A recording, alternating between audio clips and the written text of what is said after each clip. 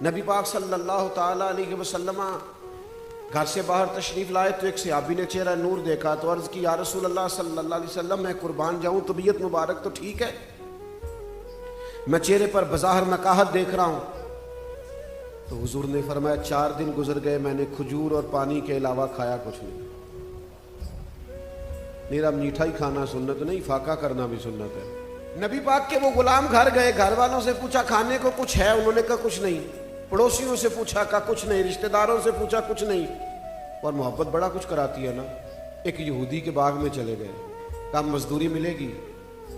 اس نے کہا ہے تو صحیح پر مشکل بڑی ہے،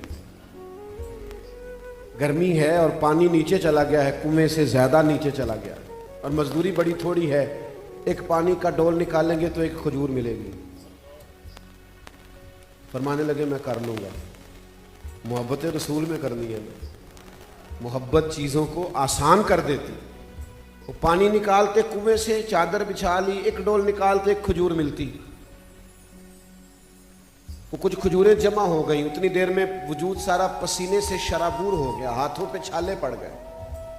وہ لائے اٹھا کے کھجوریں، پہلے دھویا پھر حضور کی عالی مرتبت بارگاہ میں پیش کی۔ محبوب نے کھجور اٹھائی اور پھر اس مزدور کے چہرے کو دیکھا، پھر ان کے پسینے میں شرابور کیفیات کو دیکھا۔ حضور فرمانے لگے کس نے مجبور کیا تجھے یہ کرنے پر؟ کس نے مجبور کیا؟